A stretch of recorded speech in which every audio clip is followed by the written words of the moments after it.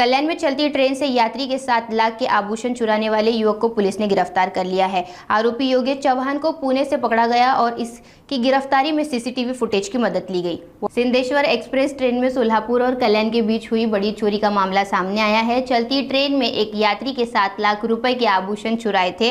इस मामले में railway crime branch ने बड़ी कार्रवाई करते हुए पुणे से आरोपी योगेश चौहान को गिरफ्तार कर लिया। पुलिस ने सीसीटीवी फुटेज की मदद से आरोपी की पहचान की और उसे गिरफ्तार किया।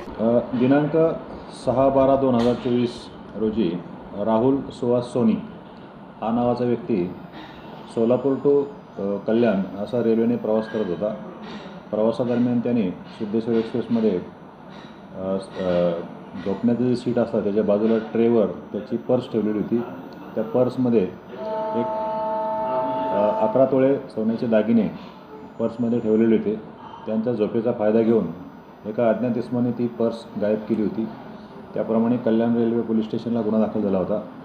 गुन्हा दाखल झाल्यानंतर माननीय CP सरांच्या आदेशाने तसेच माननीय DCP सर ACP सर यांच्या मार्गदर्शनाखाली आमची कल्याण रेल्वे क्राइम ब्रांचची टीम काम करत होती।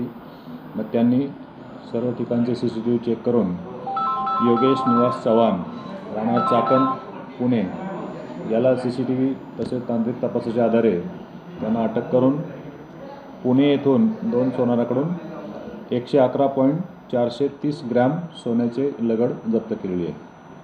सदरचा गुन्हा उघडकीस केला आहे। कसं झाली हा चोरी करायचा का? हा रेल्वे प्रवासात जे झोपलेले लोक असतात त्यांच्या झोपेचा फायदा घेऊन त्यांच्या मौल्यवान सोन्याचे दागिने पर्स बॅग ही चोरी करणे हा त्याचा 1-2 ठिकाणी आम्हाला तो दिसलेला पण आहे। त्यावरून त्याचा चोरी काय करायचं? चोरी का करायची? चोरी तो ऑनलाईन जंगली रम्मी खेळण्यासाठी त्याचा वापर करत होता। त्या सोन्याचे दागिने विकून ते पैसे त्या ऑनलाईन जुगार खेळायचा, त्याच्यामुळे त्याने ते पैसे सर्व खर्च केलेले।